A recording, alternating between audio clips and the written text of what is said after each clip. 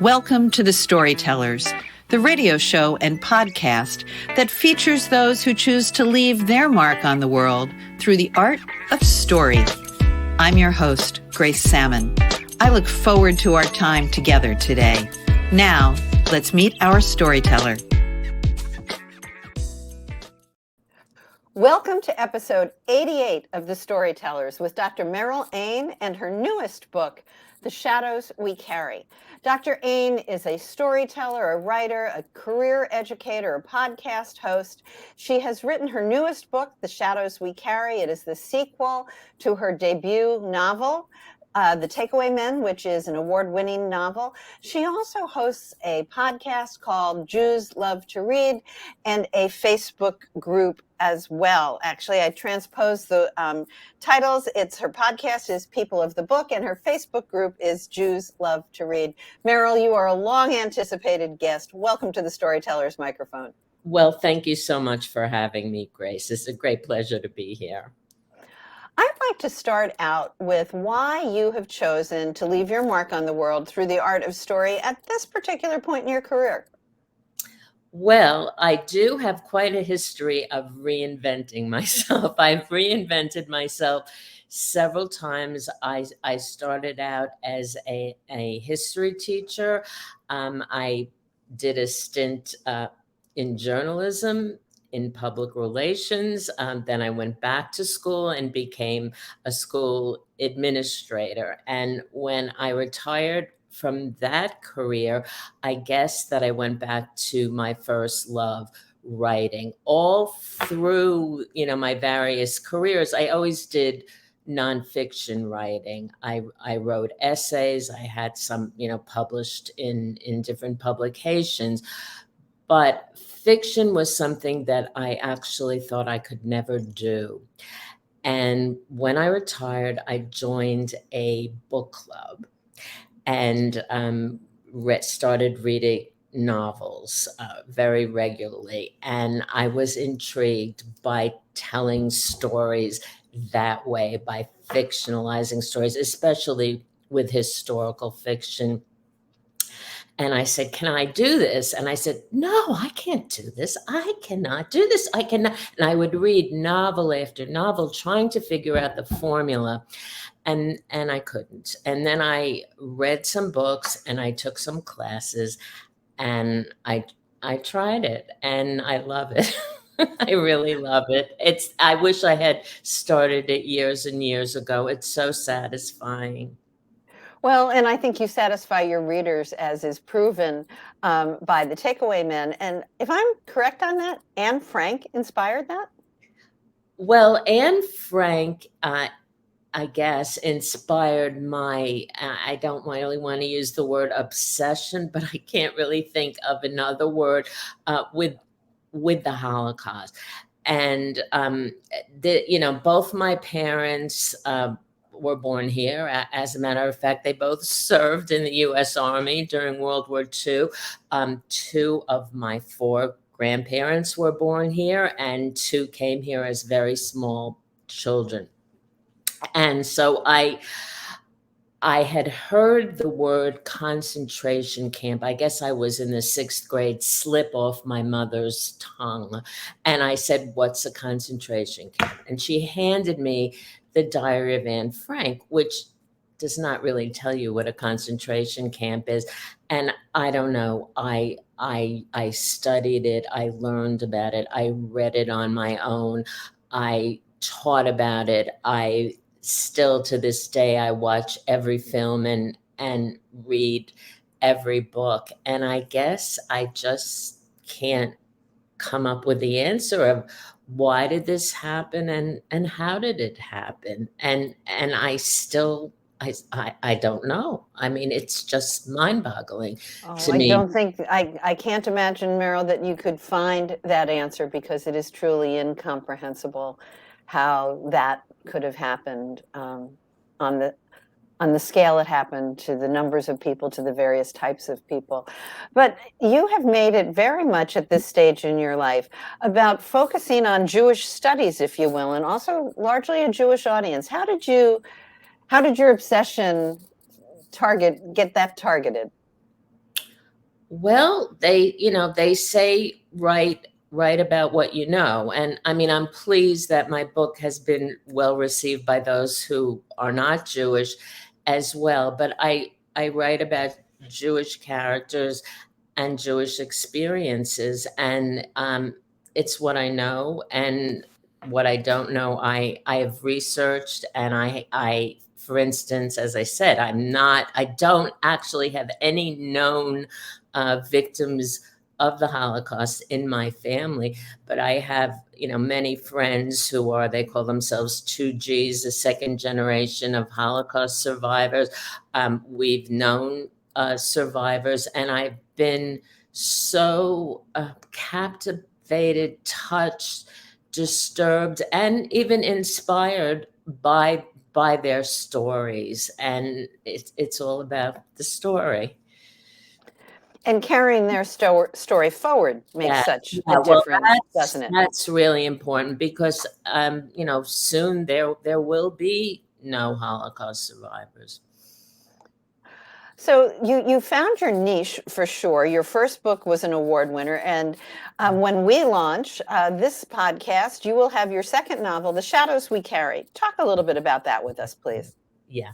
So it is a sequel to The Takeaway Men, but I do believe it can be read as a standalone. And in The Takeaway Men, I wanted to tell the story of what happened to the families after the war, because there's so much emphasis on what happened during the war, but it wasn't like, okay, the war ended and most of the people could not go back to their country of origin, and they went to the United States, Canada, Australia, and started new lives, and everything was hunky-dory. It really wasn't hunky-dory.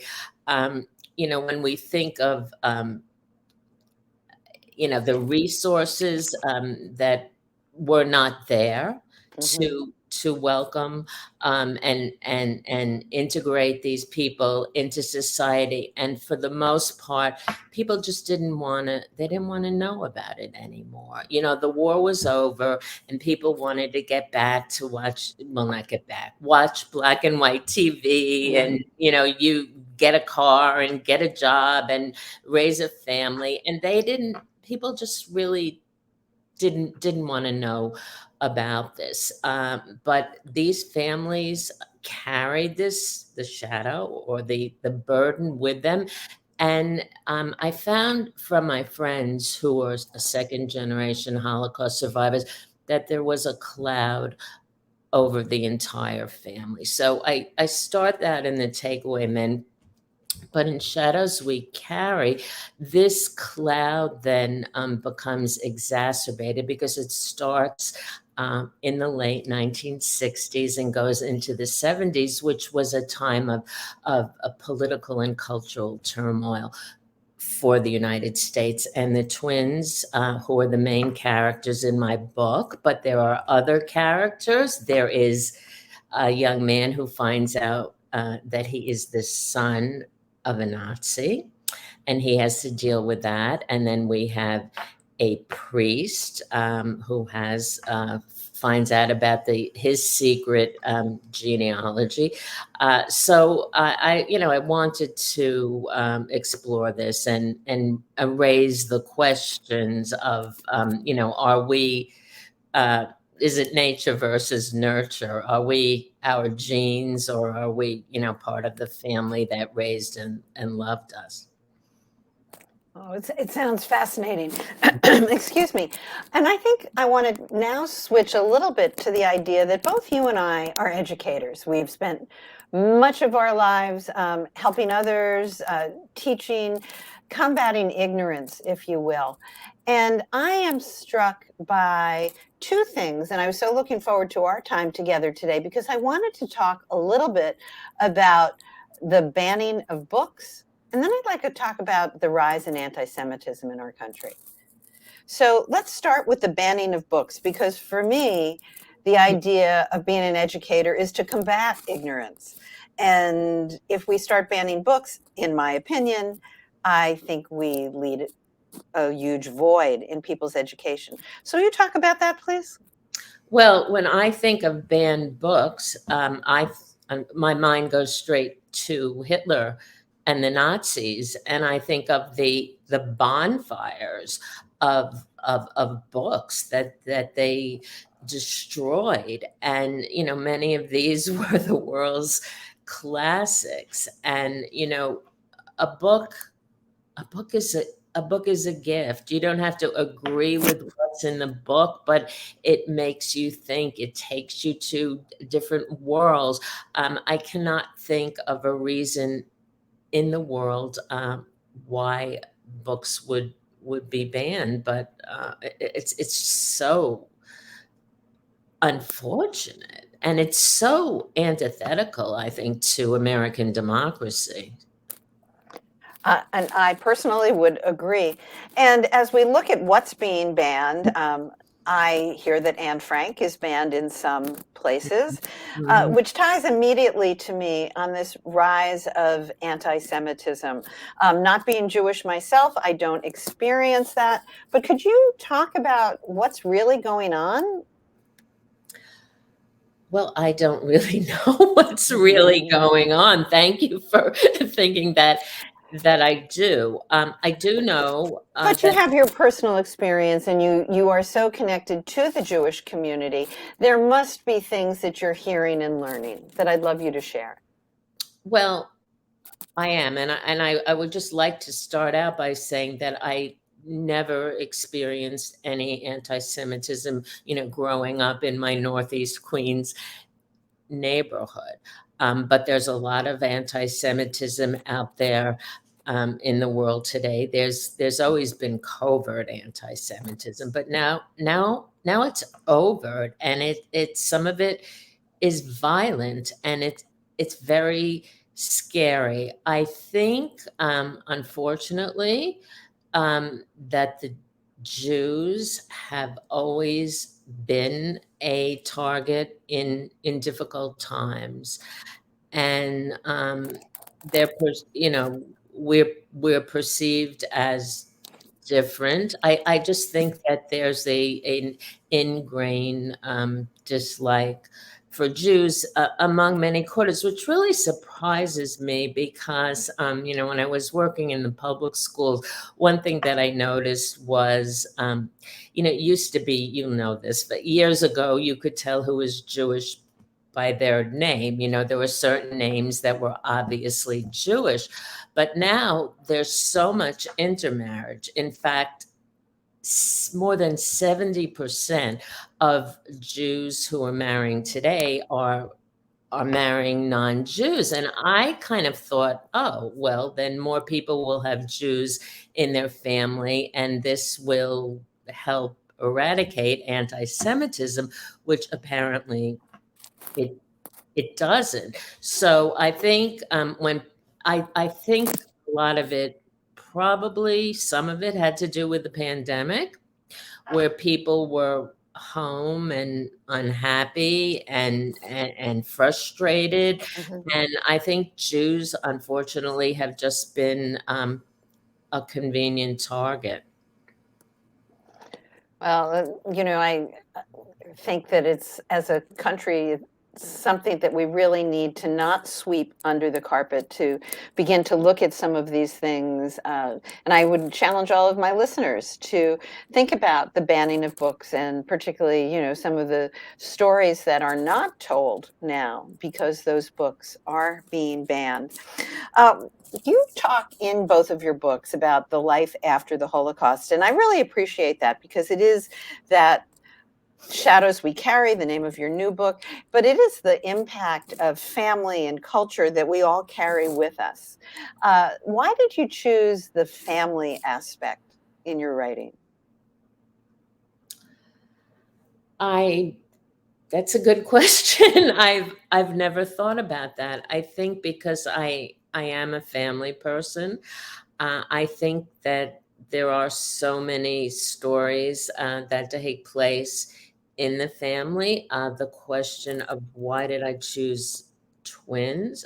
My husband is an identical twin, And the twins in my book are fraternal twins because I wanted to show how they both had very different reactions to the same experience. They had the same parents, they grew up in the same household. But so I've just seen from my brother and his twin that although they for many years looked like you couldn't tell them apart, they're very different individuals. So and the family, I mean, I had to tell this story in the family because that trauma, that cloud, those shadows get passed down in the family, and they are passed down in some ways that are overt, but in ways that are very subtle as well. And I thought that was the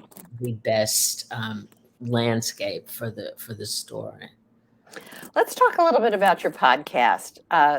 Yes, thank you to you for getting me started on that. I appreciate that. Oh, my pleasure. So, people of the book, how do you pick your guests? How can people listen to you, etc.?